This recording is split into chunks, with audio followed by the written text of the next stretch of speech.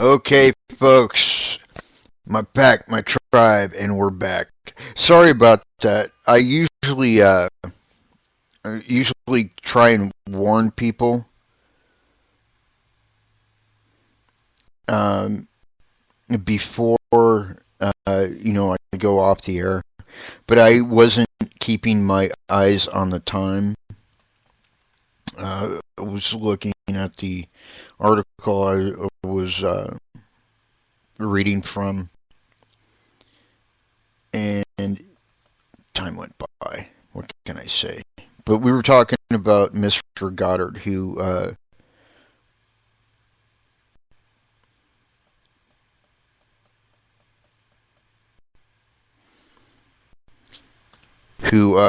was kind of like the original ballistics expert, and how he was so good at it that he could actually piece together not only like trajectories and stuff like they do now, but like he could tell you, like he deciphered that they were disguised as policemen during the Valentine's Day massacre from the ballistics. Uh, That's that's freaking mind bending. But he is actually said to haunt Northwestern University. The area where his forensics lab was at Northwestern is now, I think it's either just straight up classrooms, um, and I think it's like the medical department now, and I think the forensics lab is in a newer place, but he still haunts that building. And the reason I know that it's him is because he was constantly tinkering with guns. He had like a room with a workbench and guns just piled up on it that he would tinker with between classes. And people still to this day report the sound of tinkering going on in there, even though there's no guns in that room now, obviously. And oh, sorry, got the hiccups. Um, but they still hear it. And one person, uh, I think it was a college senior at the time, or it might have been a graduate student. I'm not sure which. Walked into that room, which is now kind of like a supply closet, and saw a gentleman sitting at a desk, moving his hands as if he were tinkering with something. And well, here's a picture of the guy, and him doing what he does. I'm gonna post this in chat now.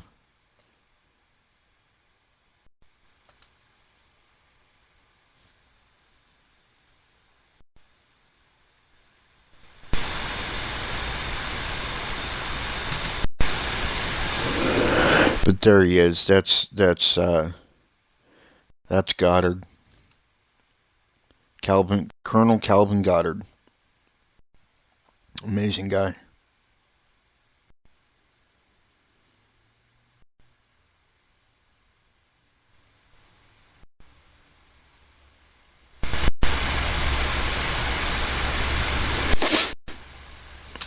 Now we're talking about somebody that you know. Somebody that you've heard of. I can guarantee it. I know you've heard of this guy. This is the detective who served 6 presidents. John Edgar Hoover was the first director of the Federal Bureau of Investigation. Hoover was appointed director of the Bureau of Investigation in 1924 helped to found the FBI in 1935. According to the FBI's website, he was director of the FBI until he died in 1972 at 77 years old. Much credit is given to Hoover for building the FBI into what it is today, and many of his practices are still used. He worked with Goddard, who we were just talking about, in developing a fingerprinting file.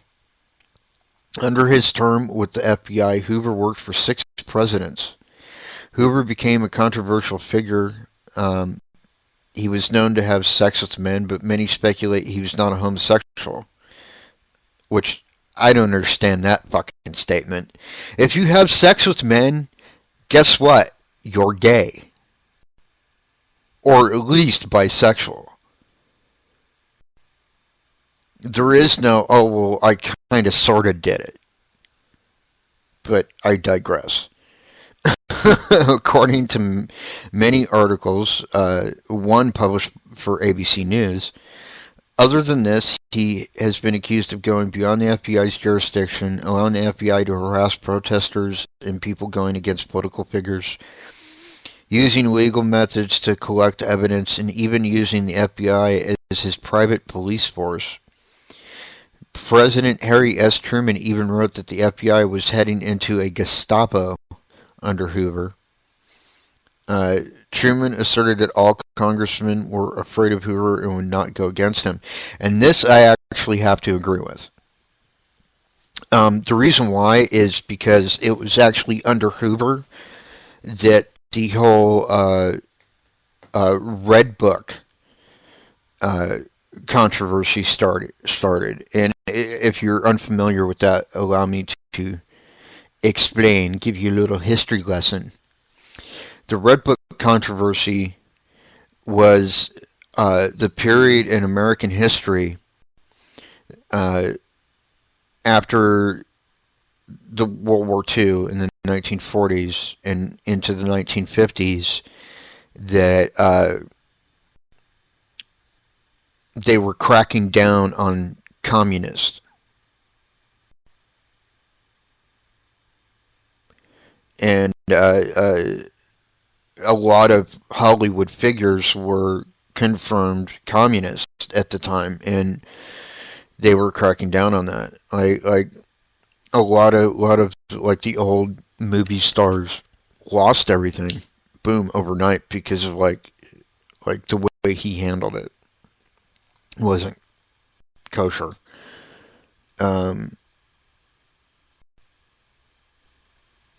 But he is actually said to haunt the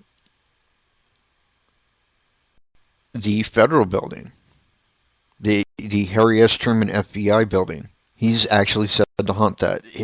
In fact, his office in that building, for years, nobody used it. Nobody would even go in there because people were shocked. They would go in there and they'd see him standing there, and he's been dead for a while. So how can he be there? Yet he was there. And nobody has an explanation for that stuff. One thing audibly that was heard by an FBI staffer there at that building is they actually heard what sounded like Hoover having a conversation on a phone. Yet when they opened the door to look into the office, nobody was there.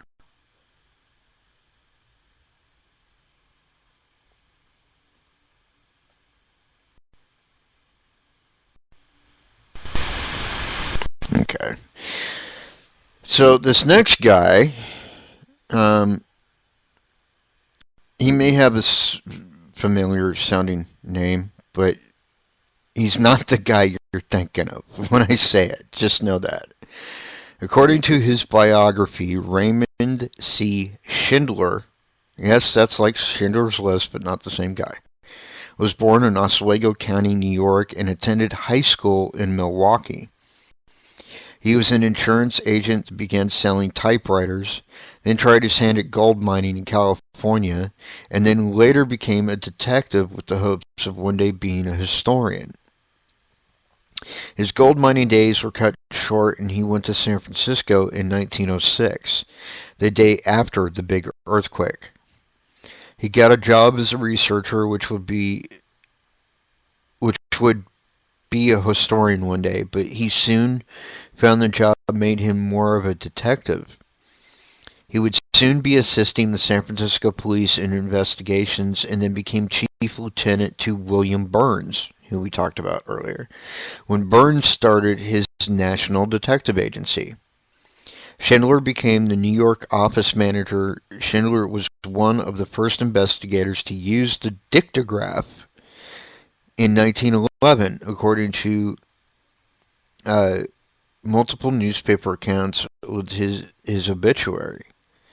His portion of the detective agency was known as the Schindler Bureau of Investigation in New York City, and he took control of it. He and his work were held in high regard by the Scotland Yard, which is saying a lot because those guys don't fuck around. He spent years trying to solve the murder of Sir Harry Oakes in 1943, but it still remains unsolved. Schindler was known to celebrate his own fame, which was plentiful, and spend lots of money, which was also plentiful. He loved parties, fine dining, and beautiful women. He was a regular fixture for nightclubs and restaurants. He formerly served as president of the Adventurers Club of New York, the president of the International Investigators, a fellow of the American Geological Society. See, told you I'm all tongue-tied tonight. The British Detectives Association and the American Polar Society. He died in 1959, and he still haunts those nightclubs. No pun intended.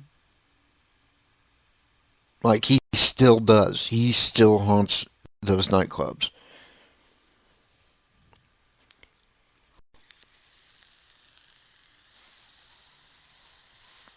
Some of them, which obviously are no longer nightclubs because, so much time has passed and shit changes. But there is a club in New York that is still a club. It has been a club forever.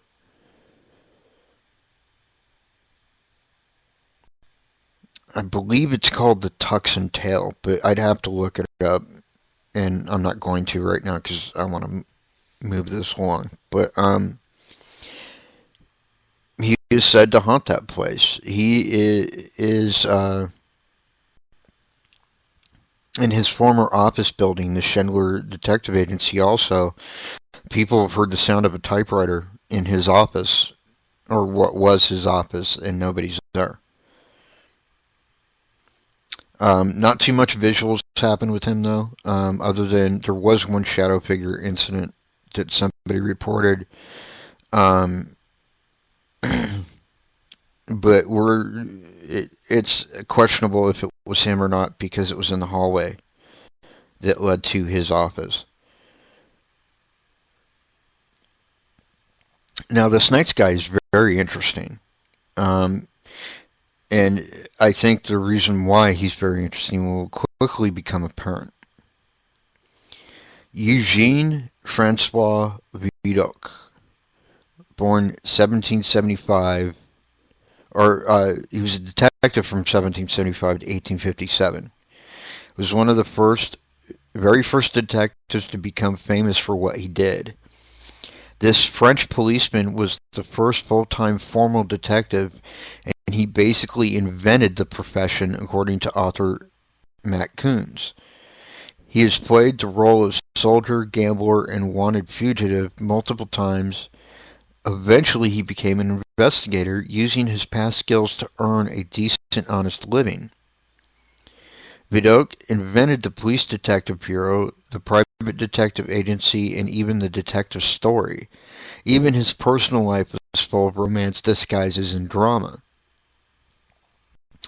Encyclopedia Britannica said Vidocq was an adventurer and detective known all over France as a remarkably audacious man. He was friends with Victor Hugo, who, if you don't know who Victor Hugo is, he was a famous author. Uh, Honor de Balzac, Eugene Sue, and Alexandre Dumas. If you don't know who Alexandre Dumas is, allow me to explain. He was the guy who wrote The Three Musketeers. And he also happened to be black. Just throwing that out there.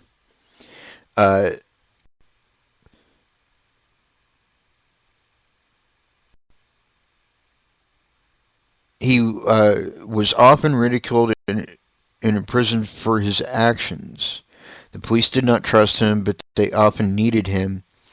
He resigned from being a detective in 1827 to start a paper and cardboard mill, which was a failure, so he once again became chief of the detective department. He was let go in 1832 and then created a private police agency. This, too, was soon taken from him by the authorities, but he kept on being hired as a private investigator by clients. And he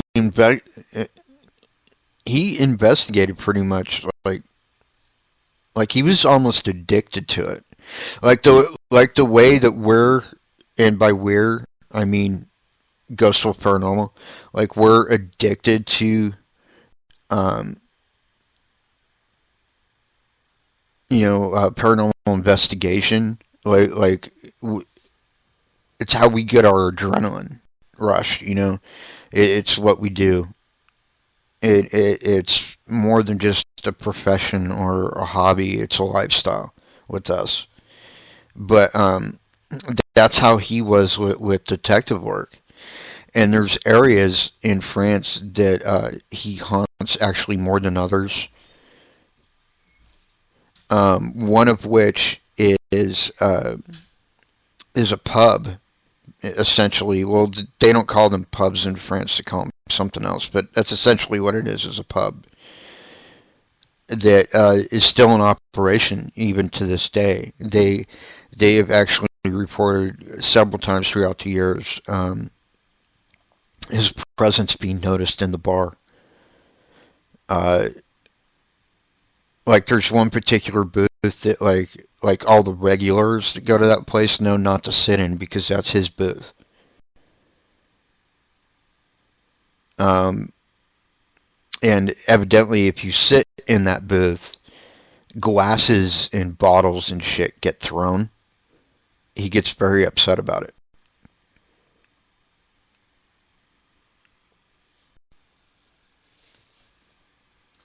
So, there you have it.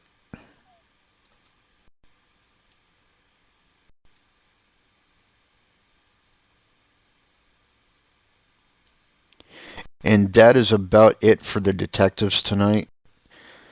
So, what I'm going to do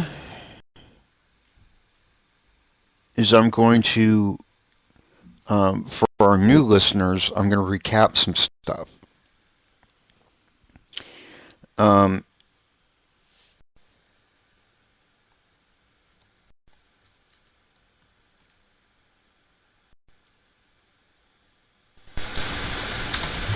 One second.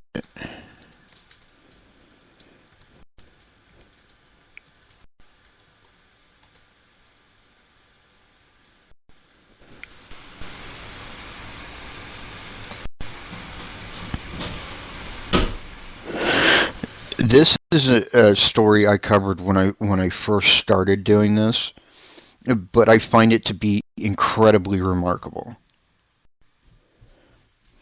And it is an absolute true story. You can actually you can look it up online, or if that's not enough for you, you can actually go into the actual archives in the legal system and look up this case.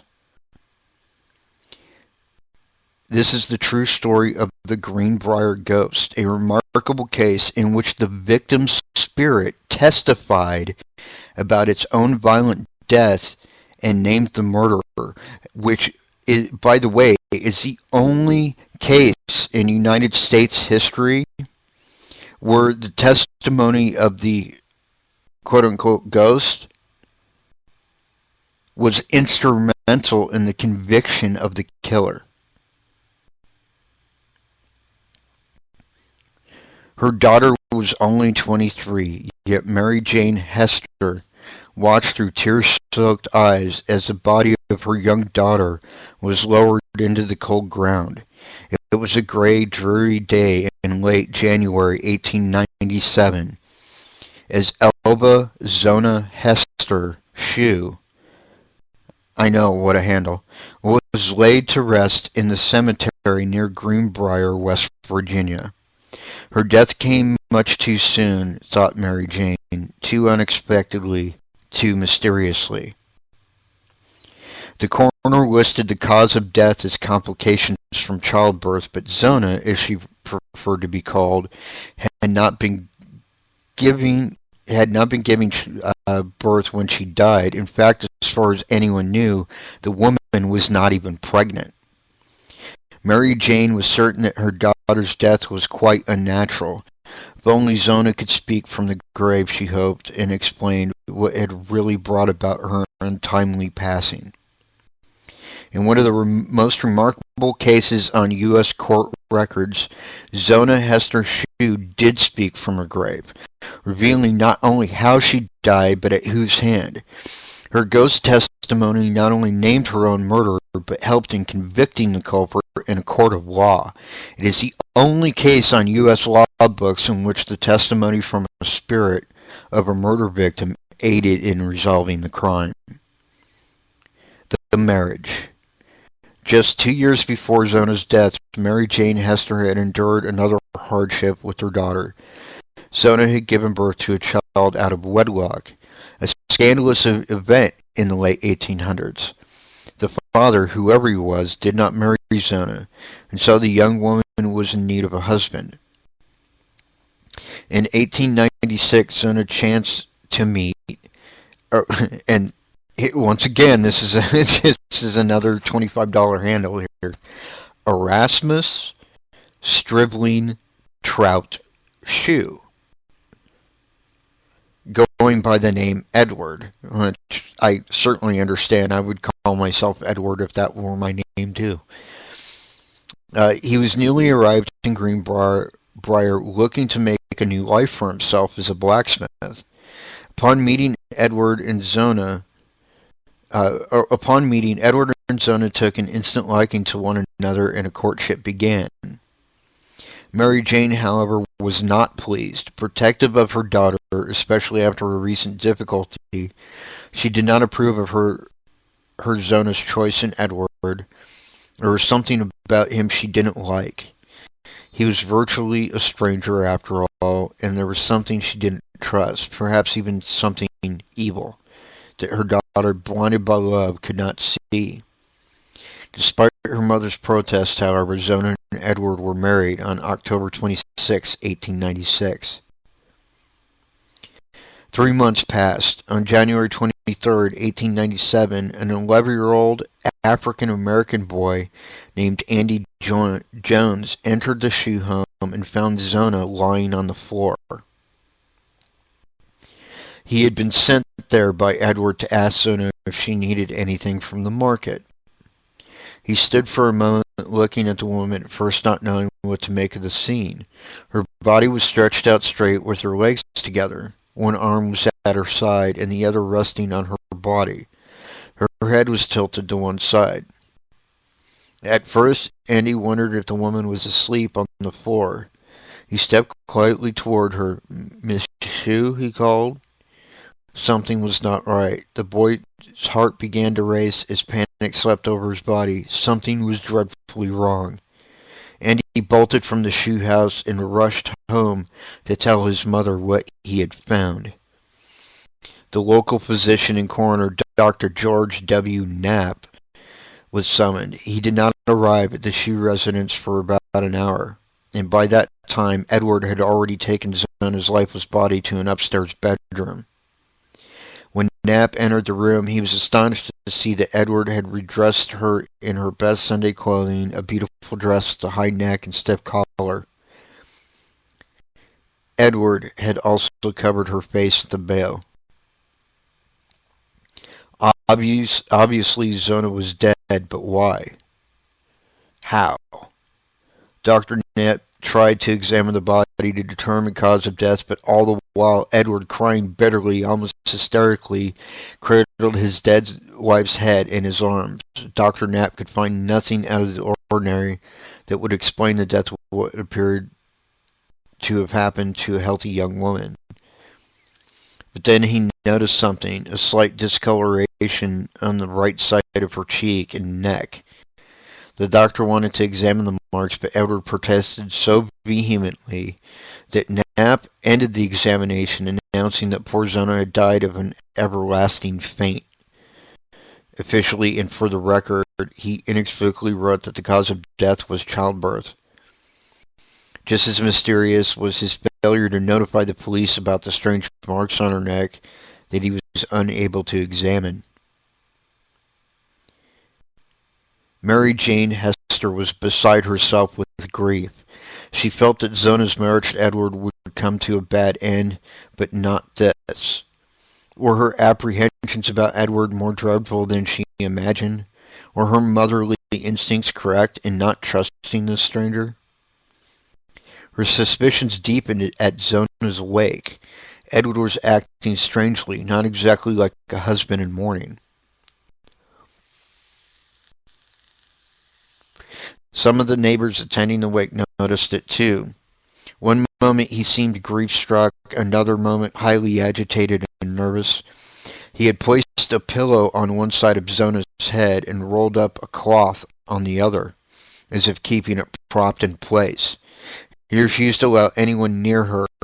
Her neck was covered by a large scarf that Edward claimed was her favorite, and that he wanted her buried in it.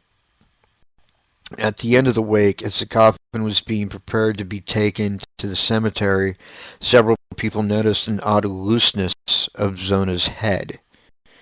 Zona was buried. Despite all of the strangeness surrounding her daughter's death, Mary Jane Hester had no proof of any kind that Edward was somehow to blame, or that Zona's death was in any way unnatural.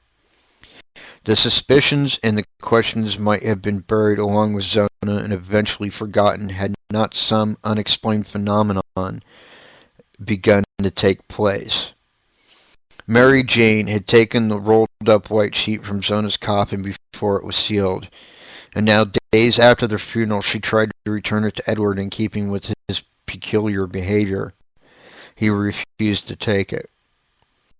Mary Jane brought it back home with her, deciding to keep it as a memory of her daughter. She noticed, however, that it had a strange, indefinable odor. She filled a basin with water in which to wash the sheet. When she submerged the sheet, the water turned red, the color bleeding from the sheet. Mary Jane jumped back in astonishment. She took a pitcher and scooped some of the water from the basin. It was clear. The once white sheet was now stained pink, and nothing Mary Jane could do could remove the stain. She washed it, boiled it, and hung it in the sun. The stain remained. It was a sign, Mary Jane thought, a message from Zona that her death was far from natural. If only Zona could tell her what had happened and how. Mary Jane prayed that Zona would come back from the dead and reveal the circumstances of her death. Mary Jane made this prayer every day for weeks, and then suddenly her prayer was answered. Cold winter winds swirled around the streets of Greenbrier as early darkness crept into Mary Jane Hester's home every night. She lit her oil lamps and candles for light and stoked the wood stove for warmth. From out of this dim atmosphere, so Mary Jane claimed, the spirit of her beloved Zona appeared to her on 4 nights. During these spectral visits, Zona told her mother how she had died. Edward was cruel and abusive to her, Zona had said. And on the day of her death, his violence went too far. Edward became irrationally angry at her when she told them she had no meat for his dinner. He was overcome with rage and lashed out at his wife. He savagely attacked the defenseless woman and broke her neck. To prove her account, the ghost slowly turned its head completely around at the neck. Zona's ghost had confirmed her mother's worst suspicions. It all fit. Edward's strange behavior and the way he attempted to protect his dead wife's neck from movement and inspection. He had murdered the poor woman. Mary Jane took her story to John Alfred Preston, the local prosecutor. Preston listened patiently, if skeptically, to Mrs. Hester's story of the telltale ghost. He certainly had his doubts about it, but there was enough that was unusual or suspicious about this case that he decided to pursue it. Preston ordered Zona's body exhumed for an autopsy. Edward protested the action but had no power to stop it. He began to show signs of great stress. He said publicly that he knew he would be arrested for the crime, but they will not be able to prove I did it. Prove what, Edward's friends wondered, unless he knew she had been murdered.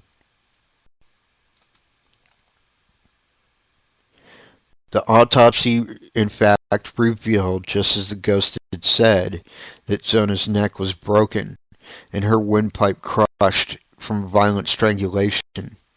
Edward Shue was arrested on the charge of murder. As he awaited trial in jail, Edward's rather unsavory background came to light. He had served time in jail on a previous occasion, being convicted of stealing a horse. Edward had been married twice before, each marriage suffering under his violent temper. His first wife divorced him after he had angrily thrown all of her possessions out of their house. His second wife wasn't so lucky. She died under mysterious circumstances of a blow to the head. Once again, Mary Jane's intuition about this man was verified. He was evil. And maybe he was a bit of a psychopath. His jail keepers and cellmates reported that Edward seemed to be in good spirits while in jail. In fact, he bragged that it was intention to eventually have 7 wives. Being only 35 years old, he said he should easily be able to realize his ambition. Apparently, he was certain he would not be convicted of Zona's death. What evidence was there, after all? The evidence against Edward may have only been circumstantial at best, but what he didn't count on was the testimony of an eyewitness to the murder, Zona herself. The trial. Spring had come and gone, and it was now late June when Edward's trial for murder came before a jury. The prosecutor lined up several people to testify against Edward, citing his peculiar behavior and his unguarded comments. But would that be enough to convict him? There was no other witnesses to the crime, and Edward had not been placed at or near the scene at the time the murder allegedly took place. Taking the stand in his defense, he vehemently denied the charges. But what of Zona's ghost? The court had ruled that prosecuting testimony about the ghost and what it claimed was inadmissible, but then Edward's defending lawyer made a mistake that perhaps sealed his client's fate. He called Mary Jane Hester to the stand. In an attempt to perhaps to show that the woman was unbalanced, maybe even sane and prejudicial against his client, he brought up the matter of Zona's ghost. Seated on the witness stand in front of a packed courtroom and an attentive jury, Mary Jane told the story of how Zona's ghost appeared to her and accused Edward of the foul deed, that her neck had been squeezed off at the first vertebrae. Whether or not the jury took Mary Jane's, or rather Zona's, testimony seriously is not known, but they did hand down a verdict of guilty on the charge of murder. Normally, such a conviction would would have brought a sentence of death, but because of the circumstantial nature of the evidence, Edward was sentenced to life in prison.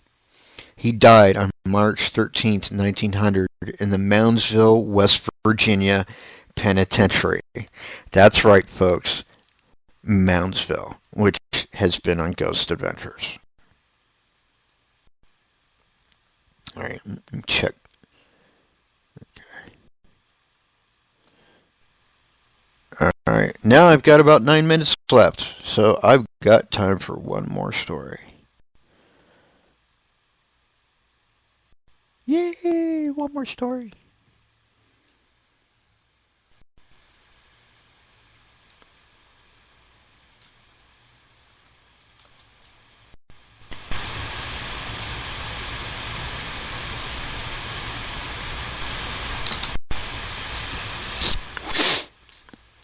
Here's another one. The Pantages Theater. This truly grand theater, named after Alexander Pantages, is a glorious place. An Art Deco masterpiece, one of the most beautiful theaters in the world.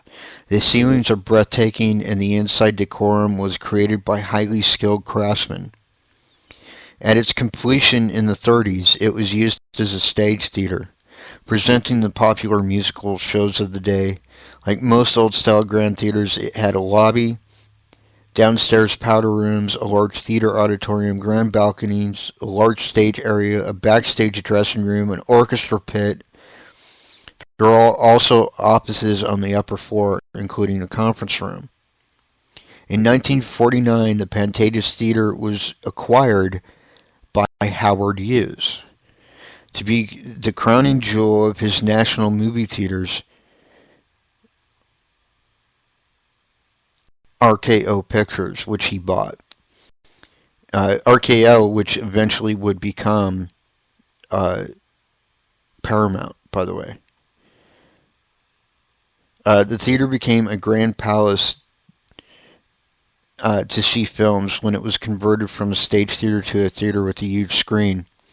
Hughes had his offices on the second floor, and in 1954 Hughes sold all of his stock in RKO and started down his path to being totally withdrawn from public life, which happened 10 years later. In 1967, the Pacific Theaters bought the Pantages, which was a bit run down by this time. In partnership with the Nederlander Corporation, Pacific Theaters renovated the insides of the Pantages Theater to its former glory, not only cleaning and repairing all the Art Deco artisan masterpiece artwork found on the ceiling, walls, and floors, but also turning it back into a first-rate stage theater for Broadway touring companies. Now, what's interesting about this is one of the regular ghosts that's actually seen at the Pantages Theater is Mickey Cohen, who was a famous gangster. He was actually part of that whole crew that ran with Lucky Luciano and Bugsy Siegel and all them. And he came west to Hollywood to kind of grow his own empire, so to speak, and he ruled L.A. for many years after World War II with an iron fist. And then, unfortunately, well, I guess fortunately, depending on how you look at it, he met with a violent end.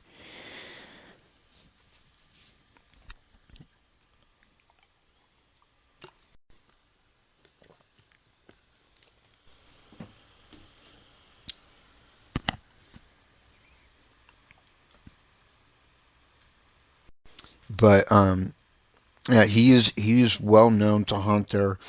So is his girlfriend of the time, who was an actress actually in Hollywood.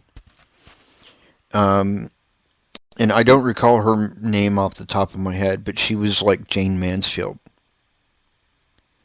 or a Marilyn Monroe type.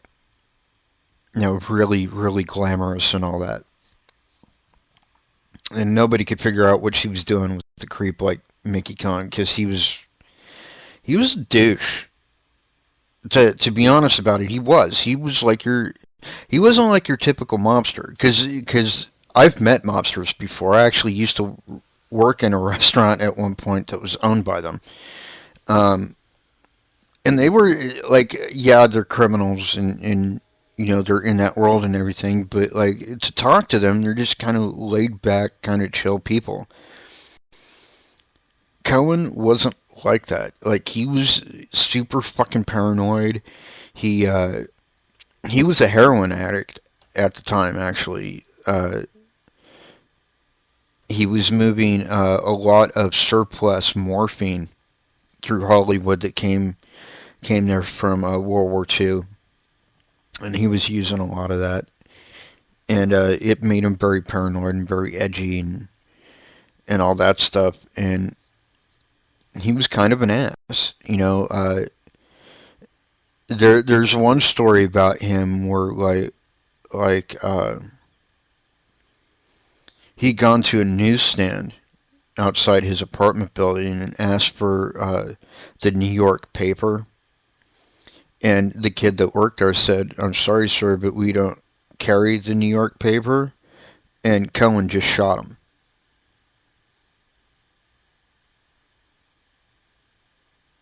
because he wanted the New York paper.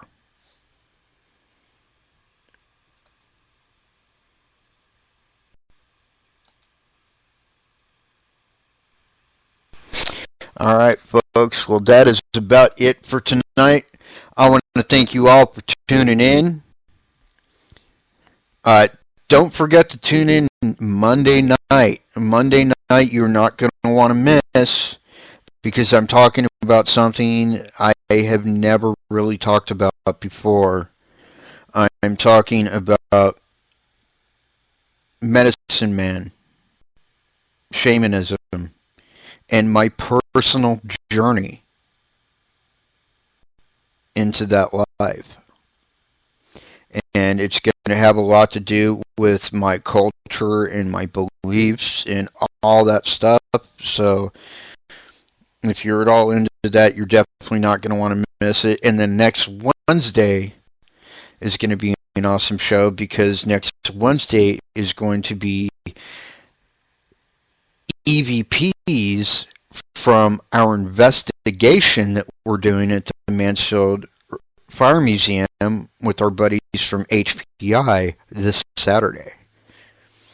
And you're also going to want to check out our web series, by the way, on YouTube, Forgotten Ghost Towns. If you haven't seen it yet, ask me about it. I will give you the link. You will not fucking be disappointed, I promise. Because we're so different than like paranormal TV shows. It's kind of ridiculous. But I digress. Anyways, until next time, my pack, my tribe. Peace.